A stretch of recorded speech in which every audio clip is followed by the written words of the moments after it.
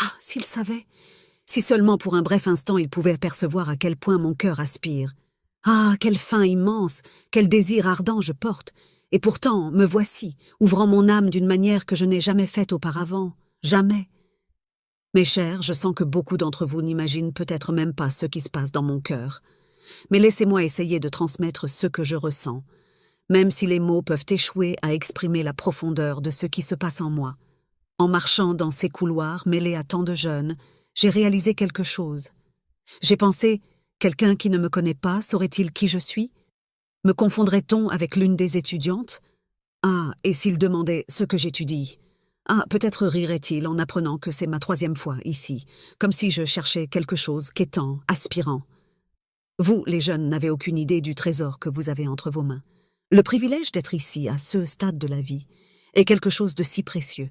Chaque seconde, chaque heure, sont comme des joyaux rares, qui, si vous savez en profiter, peuvent tout changer. Ne sous-estimez pas, ne laissez pas échapper. Et à propos de Dino, ah, Dino, quel artiste merveilleux! Beaucoup ont été émus par sa musique, n'est-ce pas? Ce concert a touché tant d'âmes, et maintenant il revient. Oui, il sera de retour, pour un grand concert parrainé par notre propre classe. Ce sera quelque chose à ne manquer sous aucun prétexte, un événement dont, même si vous n'en entendez qu'une petite partie, cela vaudra entièrement le coup. La date est fixée, le 5 octobre. Je vous le dis, ne faites pas d'autres plans, ne laissez rien interférer.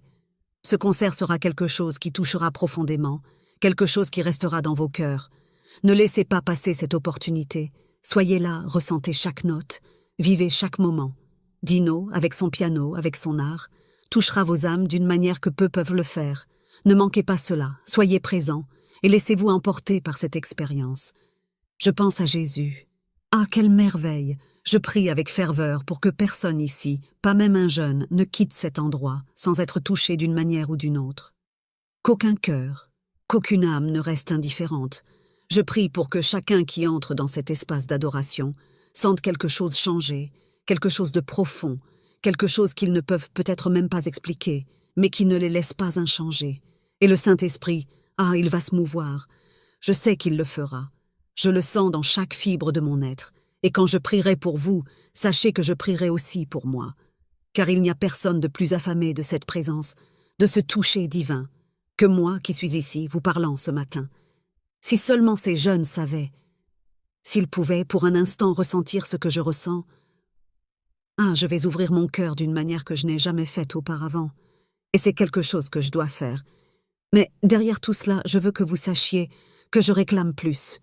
Il y a tellement plus, et tout mon être est à la recherche de cela.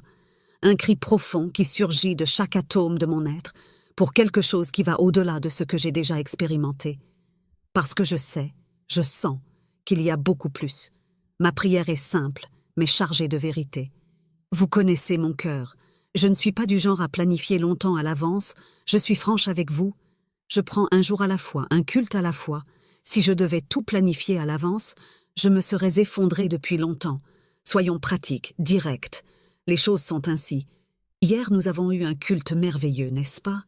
Mais ah, la nuit dernière... Laissez-moi vous raconter. Ce fut l'une des nuits les plus courtes de ma vie. Quelque chose s'est passé à Tulsa. Quelque chose que je ne peux pas expliquer, mais quand je me suis réveillée, j'étais dans la même position que lorsque je m'étais couchée. Je ne me souviens même pas d'être allée au lit. Mais en me réveillant, je savais exactement ce que Dieu voulait que je fasse. Aujourd'hui, je fais quelque chose que je n'ai jamais fait auparavant, et je le dis en toute sincérité. Ce que je vais partager, le monde ne le comprend pas. Ce n'est pas quelque chose qui se répand partout, ce n'est pas quelque chose pour tout le monde, mais Dieu a un but, une raison de me demander de faire ce que je fais maintenant. Et, ah, comment est-ce d'être vraiment inhabituel? Chaque fois que quelqu'un s'approche de Dino pour quelque chose de personnel, la première question qu'il pose est « Comment est mademoiselle ?» Mais ce qui importe vraiment, c'est ce qui ne se voit pas, ce qui ne se ressent que. C'est ce que nous recherchons, c'est ce que je suis ici pour partager. Vous savez, c'est drôle comment, peu importe où je suis, il y a toujours quelqu'un qui veut savoir comment je suis vraiment. N'est-ce pas? On me demande toujours « Comment est le docteur Mike? Comment est-il quand il n'est pas sur scène ?» Ah, mais ils ne sont pas intéressés par comment le docteur Mike est vraiment. Ils veulent savoir à propos de moi, de ce qui se cache derrière tout ce qu'ils voient. Ils veulent savoir, en secret, comment je suis quand personne ne regarde. Mais la vérité, mon cher, c'est que peu le savent vraiment. Même ma propre sœur, qui est assez âgée pour être presque une mère pour moi, m'a dit récemment en me regardant dans les yeux « Tu sais, je ne te comprends toujours pas. » Et vous savez quoi? Je la crois. Parce que même ceux qui sont les plus proches, ceux qui me connaissent depuis des années, disent parfois « Ah, maintenant oui, maintenant je te comprends. » Et je souris. Parce que, me comprennent-ils vraiment? C'est pourquoi, pendant quelques instants, je vais partager quelque chose avec vous. Quelque chose que peu savent. Ce que vous voyez sur scène, ce n'est que la surface. Ce que les 14 000 personnes ont vu hier, ce que les milliers qui viennent au culte voient, ce n'est que le glamour, ce n'est que ce qui est devant les yeux.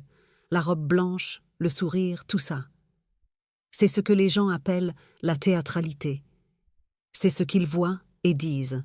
Ah, ça doit être une vie merveilleuse, glorieuse. Ah, s'ils savaient. Certains pensent que tout ce que j'ai à faire est de mettre une longue robe et sourire, que cela suffit. Mais ils ne savent pas. Ils n'ont aucune idée de ce qu'il y a derrière tout ça. L'autre jour, à Dallas, on m'a posé une question lors d'une émission d'interview. Que diriez-vous à une femme qui souhaite devenir prédicatrice? Et la réponse que j'ai donnée a laissé l'intervieweuse sans voix pour le reste de l'émission. J'ai dit « Ne le faites pas ». Et voyez-vous, je n'ai pas dit cela par méchanceté. Si vous n'avez pas été vraiment appelé par Dieu, si vous n'avez pas reçu cet appel véritable, alors ne le faites pas. Car, ma chère, la route est difficile. Mais si vous avez reçu cet appel, si au fond de votre âme vous savez que c'est Dieu qui vous a choisi, alors faites-le. Peu importe le coût, peu importe ce que vous devez sacrifier, faites-le. Car, au final, c'est ce qui en vaut la peine. Aujourd'hui, je vais vous raconter ce que c'est, vraiment, d'être hors du commun. Peut-être que ce que je vais dire n'est pas ce que vous vous attendez à entendre. Peut-être que cela vous sortira de cette illusion que beaucoup ont. Car, ma chère, être hors du commun, c'est plus qu'une longue robe blanche, plus qu'un sourire répété, plus que monter sur une scène avec toutes ces lumières. Je me souviens de quelque chose que mon père m'a dit quand j'étais jeune. Ah, il était mon idole, l'homme le plus parfait qui ait jamais existé. Et je le dis sans hésiter. Si quelqu'un a eu un père qui était un exemple, c'était moi. Il était tout pour moi. Je croyais chaque mot qui sortait de sa bouche, car pour moi, papa ne pouvait pas avoir tort. Un jour, il m'a prise dans ses bras, même si j'étais déjà grande, trop grande pour cela, mes jambes se balançant maladroitement. Il m'a regardé dans les yeux et m'a dit « Bébé, tu peux avoir tout ce que tu veux dans ce monde. Peu importe ce que c'est. Si tu as ces 2 bonnes mains, tu peux tout atteindre. » Et j'y ai cru, parce que papa ne mentait pas. Il disait qu'avec du travail acharné, je pourrais avoir ce que je voulais. Il y croyait, et moi aussi. Mon père a travaillé dur. Il voulait de l'argent, il voulait réussir. Et à un moment donné, mon père était considéré comme l'homme le plus riche du comté de Lafayette. Si vous demandez à n'importe qui dans ma petite ville natale, Concordia, Missouri, à propos de son nom, tout le monde s'en souviendra. C'était un homme respecté, le plus riche que ce comté ait jamais vu. Mais la vie... comme la vie peut être cruelle. Papa est mort sans un sou. Il a tout perdu avant de partir. Et qu'a-t-il laissé à moi, celle qu'il aimait plus que tout? Juste un billet d'$1. C'est tout. Et ce billet, je le garde dans ma Bible, comme un secret que je revois rarement. Mais, à certains moments, je le prends, je le regarde et je me souviens. C'était l'héritage que mon père, qui était autrefois si puissant, m'a laissé. Un homme qui aurait tout donné pour moi, qui un jour m'aurait remis sa fortune, ne m'a laissé qu'$1. Et cela me fait réfléchir. Combien de personnes recherchent tant la célébrité, le succès, comme si c'était le but ultime de la vie? Combien atteignent le sommet, oubliant qui ils sont vraiment, oubliant ce qui compte vraiment? Comme il est facile de perdre son chemin quand on poursuit quelque chose de si éphémère. Car à la fin, ce qui compte n'est pas ce que nous avons, mais qui nous sommes, ce que nous construisons en nous-mêmes, et non ce que nous accumulons autour de nous. Les gens, comme ils changent. La nature humaine est ainsi, si inconstante. Réfléchissez avec moi. Quand ils ont pensé que Jésus allait apporter un royaume ici sur terre, ils l'ont suivi, impatients de faire partie de ce royaume. Ils voulaient le pouvoir, Il voulait une position. Mais, ah, comme le cœur humain est volage, ces mêmes personnes qui l'ont exalté, qui l'ont suivi de près, en peu de temps étaient au pied de la croix, crachant sur lui, se moquant, déchirant son âme. Jeunes gens, vous avez tant à apprendre, tant encore à voir. Et comme je voudrais pouvoir vous épargner certaines choses, certaines douleurs que la vie apporte. Si je le pouvais, je donnerais n'importe quoi pour vous transmettre ce que j'ai appris, sans que vous ayez à subir les mêmes blessures. Apprenez ceci. Le cœur humain est inconstant. Aujourd'hui, il vous aime, embrasse vos mains. Demain, ils peuvent cracher sur vous. Il n'y a qu'un seul amour en lequel vous pouvez vraiment avoir confiance, et c'est son amour. Ah, j'ai beaucoup réfléchi à tout cela. Ce n'est pas quelque chose qui est simplement apparu du jour au lendemain, non. J'y ai pensé et repensé. Mon père, il est mort sans jamais m'avoir entendu prêcher, pas une seule fois.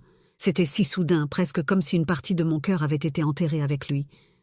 Mais vous savez, j'ai vu quelque chose. L'une des expériences les plus profondes de ma vie a été quand cet amour que j'avais s'est transformé en quelque chose de plus grand, en un amour pour le maître. Et cet amour, ce n'est pas comme l'amour humain, c'est quelque chose de différent, quelque chose de précieux, quelque chose au-delà des mots. Et si je vous disais que l'écriture qui signifie le plus pour moi que tout autre, vous ne me croiriez peut-être pas. Vous trouveriez peut-être cela étrange, mais il y a une raison pour laquelle je partage ces choses dont je parle rarement. David l'a exprimé un jour. « Garde-moi comme la prunelle de tes yeux, cache-moi à l'ombre de tes ailes. » Ces mots, ils sont tout. Quand vous arrivez à un endroit où vos yeux sont fixés sur un seul, quand votre esprit, votre cœur, tout votre but sont tournés vers un seul, vous commencez à comprendre. Peut-être que vous ne savez pas de quoi je parle maintenant, mais je prie pour que Dieu vous donne la compréhension. Parce que cela, c'est spirituel, c'est quelque chose qui ne se fabrique pas, qui ne se crée pas. C'est quelque chose qui naît en vous. Si vous ne vivez que pour un seul, si vous ne respirez que pour un seul, alors une seule personne compte vraiment, une seule personne. Garde-moi, Seigneur, comme la prunelle de tes yeux. Il y en a des millions là-bas, mais je n'ai Dieu que pour lui. Et rien d'autre n'importe, vraiment. Rien d'autre. Je mentirais si je disais que je ne me sens pas seule. Parfois, j'ai l'impression d'être la personne la plus solitaire au monde, même entourée de milliers de gens. Oui, ils m'entourent, me pressent, disent qu'ils m'aiment. Ils déchirent leurs vêtements, crient « Nous t'aimons !» C'est beau, c'est merveilleux, mais mes amis, les vrais amis, on peut les compter sur les doigts d'une main, et on n'a même pas besoin d'utiliser le pouce. Le mot « ami » est devenu si vide, si dénué de sens. Et moi, ici, dans cette vie que je mène, j'ai appris à vivre avec un seul but, un but qui va au-delà de tout. Garde-moi, Seigneur, quel qu'en soit le prix. Je suis humaine, vous savez. Je suis aussi humaine que n'importe lequel d'entre vous. De plus, je suis une femme, et j'étais une femme avant de devenir prédicatrice. Je ressens profondément comme n'importe qui ressent. J'ai des émotions, et ces émotions coulent profondément. Il m'a donné un amour qui est un trésor, quelque chose de si précieux que je le garde avec le plus grand soin. Comme s'il s'agissait d'un joyau rare, le plus précieux du monde. Ce joyau est mon amour, un amour que j'ai pour le peuple, pour la multitude. Mais ce n'est pas un amour ordinaire, non. C'est un amour qui vient de lui, c'est surnaturel, quelque chose que je ne peux pas expliquer. Souvent, je me suis trouvée devant quelqu'un qui avait besoin de prière, sachant que je n'avais en moi aucun pouvoir de guérison, sachant que par moi-même, je ne pouvais rien faire pour cette personne. Mais, à ce moment-là, un amour écrasant m'envahissait, un amour si profond que je restais silencieuse, demandant à Dieu de guérir cette personne, même si cela devait me coûter la vie. C'est quelque chose que vous ne comprenez peut-être pas, quelque chose de spirituel, un cadeau qu'il donne. Paul savait de quoi je parle, Paul comprenait ce cadeau, ce trésor qu'il gardait par-dessus tout. Rien d'autre n'importait pour lui, tout comme rien d'autre n'importe pour moi, parce qu'au final, c'est cet amour qui fait que tout en vaut la peine. Mais, mon amour pour le maître, le désir qui brûle en moi d'être gardé, protégé, comme la prunelle de ses yeux. Je ne cherche pas à plaire aux hommes, ni aux femmes, je ne me soucie pas des applaudissements de la foule. Ce que je veux, ce à quoi j'aspire, c'est son sourire, c'est sa faveur. Je veux être proche, si proche de son cœur. Et quand tout sera fini, quand le culte sera terminé et que les gens seront partis, et que je retournerai dans ma loge, enlevant ma robe blanche et mes chaussures, une seule pensée me consume. Lui ai-je plu ? Ai-je donné le meilleur de moi-même à mon Père céleste? Tout ce qui a de la valeur a un prix. Ah, jeunes gens, faites attention. Que désirez-vous le plus dans cette vie? Que voulez-vous plus que toute autre chose? Je suis ici, devant vous, et je vous demande directement, qu'est-ce que c'est? Vous savez, au fond, vous savez, il n'y a pas un jeune ici qui n'ait pas cette réponse en lui. Vous avez un but, un objectif, quelque chose qui brûle en vous. À votre âge, vous savez déjà ce que vous voulez. Peut-être qu'un enfant ne le sait pas encore, peut-être qu'un adolescent est en train de le découvrir, mais vous le savez déjà. Et alors, jusqu'où êtes-vous prêt à aller pour l'atteindre? Êtes-vous prêt à en payer le prix? À blesser des cœurs, à passer par-dessus les gens, à faire ce qu'il faut, sans vous soucier des conséquences? Si vous avez décidé que vous aurez ce que vous voulez, peu importe le coût, même si cela blesse quelqu'un, c'est décidé, c'est déterminé. Mais je vous le dis, il n'y a rien qui coûte plus cher que d'être la prunelle de ses yeux. Savoir qu'il vous tient dans ses bras éternels, cela exige une reddition totale. 2 volontés qui n'en font plus qu'une. Et cela, mes chers, c'est la chose la plus difficile au monde. La chose la plus difficile. Souvenez-vous, il a une volonté parfaite pour vous. Mais il ne force personne. Il n'a jamais forcé, pas même son Fils. Jésus, oui, Jésus qui est venu de l'ombre même de la croix. Lui, le Fils du Dieu vivant. Et quand il était dans la chair, il était autant homme que Dieu. Je crois que, en tant qu'homme, Jésus ne voulait pas mourir. Non, je ne crois pas qu'il désirait cette mort, mais il savait qu'il y avait un but plus grand, et il s'est rendu à cette volonté, la volonté du Père. Et vous, êtes-vous prêt à vous rendre, à abandonner votre volonté, vos désirs, pour être gardé dans ses bras éternels? Ah, même en étant aussi homme, aussi humain que n'importe lequel d'entre nous, il avait une volonté propre, une volonté séparée de celle du Père, et cette volonté a lutté jusqu'au dernier moment, jusqu'au point exact de la mort, à l'ombre de la croix. C'est là qu'il a dit « Que ce ne soit pas ma volonté, mais la tienne qui soit faite ».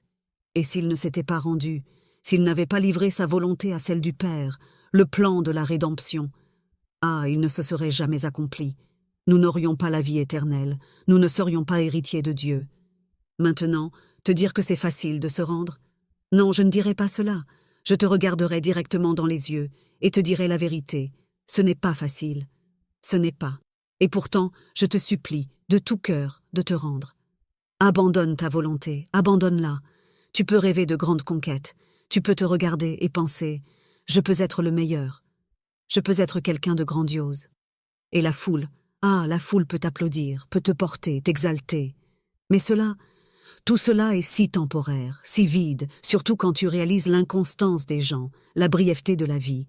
Et le prix est bien trop élevé. J'ai tout considéré, j'ai réfléchi, et j'ai fait mon choix. J'ai choisi, de mon plein gré, de me soumettre à sa volonté. Je parle de quelque chose de réel, quelque chose qui va au-delà des mots. J'ai choisi en toute conscience d'offrir mon corps comme un sacrifice vivant, priant pour être acceptable à ses yeux. Un sacrifice vivant, rempli du Saint-Esprit, guidé par le Saint-Esprit. C'est un choix, c'est par choix. Et toi, quel est ton choix? Je me souviens, j'étais si jeune, je n'avais peut-être même pas 10 ans. Chez nous, le lundi matin, maman faisait toujours la lessive. Ces souvenirs me montrent que, dès le plus jeune âge, les choix que nous faisons façonnent qui nous sommes et qui nous deviendrons. Alors, que vas-tu choisir? As-tu déjà vécu dans une maison comme ça aussi, où les jours semblaient avoir leur propre ordre? Chez moi, le lundi était le jour de la lessive, et peu importe ce qui se passait, ce rituel ne manquait jamais. Je me souviens de cette énorme chaudière, toujours pleine, prête à faire bouillir le linge. Ma mère était infatigable, toujours si ferme, repassant les draps blancs, les têtes d'oreiller, tout avec ce soin qu'elle seule avait. Mais un de ces lundis, le téléphone a sonné. Un parent était très malade, et ils ont appelé ma mère d'urgence. Elle m'a regardée et a dit « Maintenant, ma chérie, je reviens vite, ne touche à rien. Mais tu sais comment c'est? C'était tout ce que j'avais besoin d'entendre pour vouloir faire exactement le contraire. Dès qu'elle est partie, j'ai décidé que j'allais la surprendre. J'ai pensé « Je vais laver tout le linge. Quand elle reviendra, elle sera si heureuse. » Je suis descendue au sous-sol où la chaudière était pleine d'eau savonneuse, bouillante. J'ai commencé à mettre les draps, les têtes d'oreiller, tout ce que je voyais, et j'ai fait bouillir. J'ai fait bouillir le tout. Draps, têtes d'oreiller et même les vêtements colorés et les lainages. J'étais si excitée. pensant que je faisais quelque chose d'incroyable. Quand j'ai terminé, j'avais hâte de voir sa réaction. L'émotion était si grande que je ne peux même pas la décrire. J'ai pris la chaise de la cuisine pour atteindre le fil à linge, qui était trop haut pour moi, et j'ai étendu le linge. Certains semblaient un peu étranges, mais je n'y ai pas prêté attention. L'attente de voir sa surprise à son retour était tout ce qui comptait. Le temps a passé, et maman ne revenait pas. Il était déjà tard, mais je ne pouvais pas aller me coucher.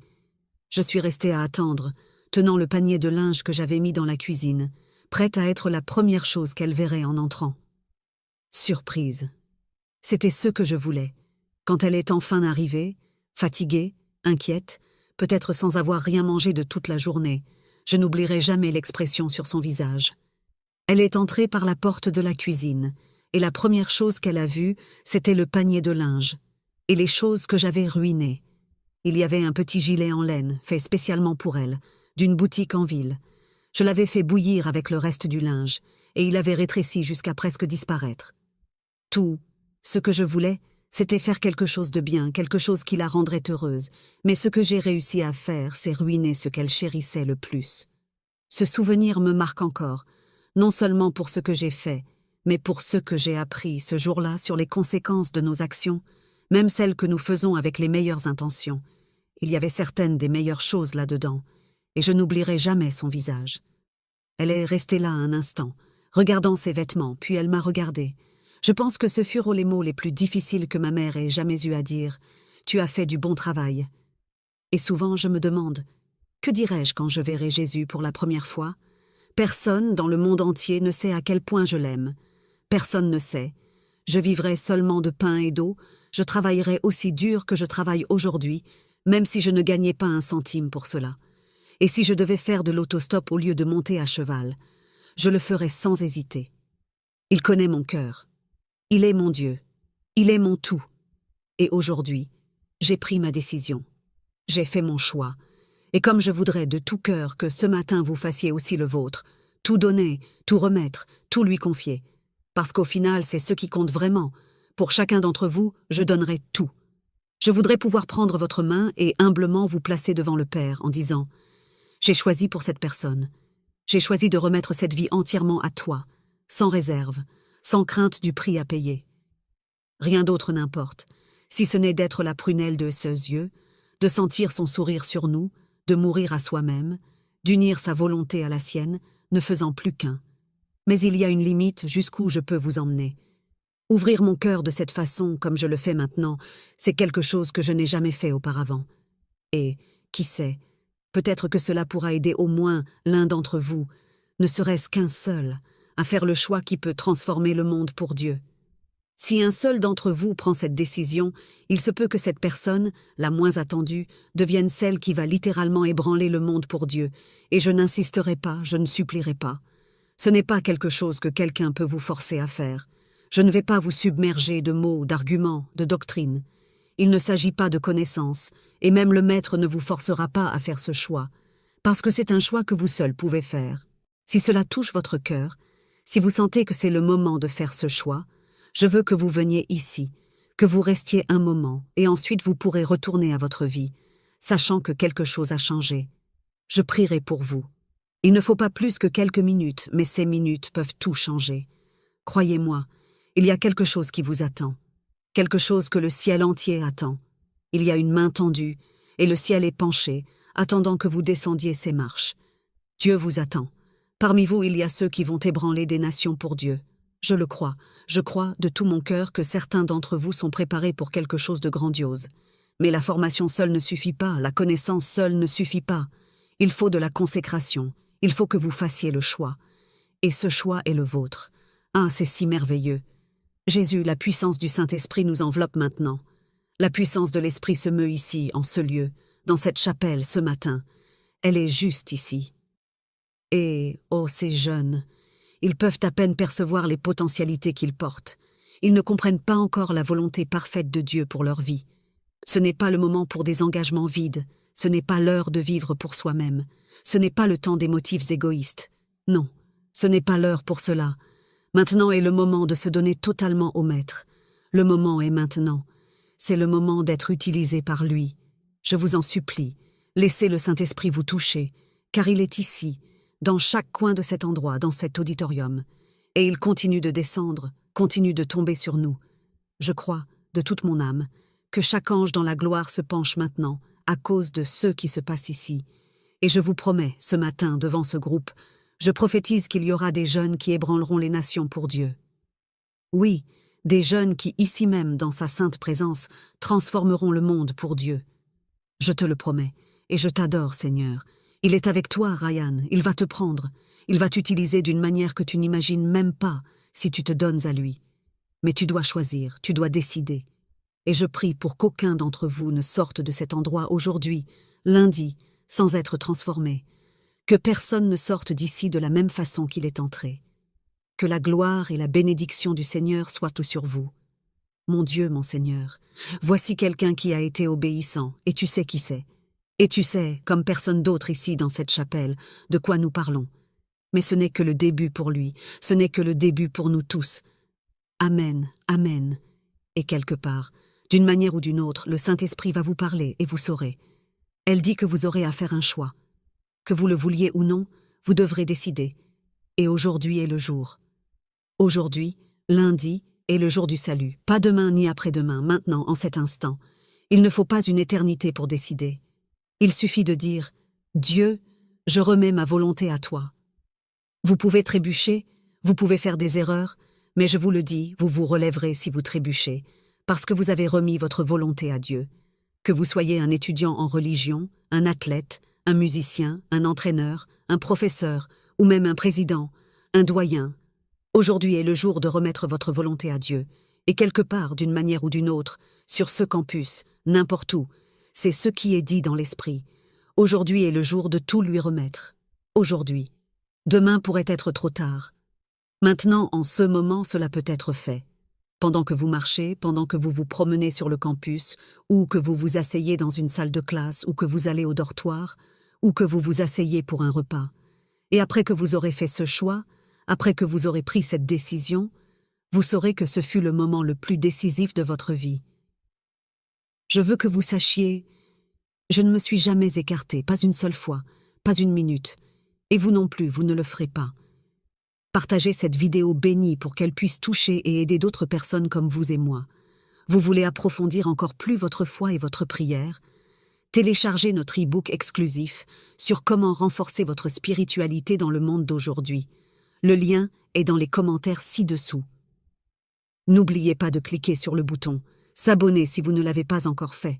Merci du fond du cœur de faire partie de notre communauté de foi. Si vous souhaitez soutenir un peu plus notre chaîne, envisagez de devenir membre de notre chaîne. Je vous laisse ici 2 autres vidéos pour que vous puissiez continuer votre voyage spirituel et votre croissance dans la foi. Merci, et que Dieu vous bénisse tous. À bientôt.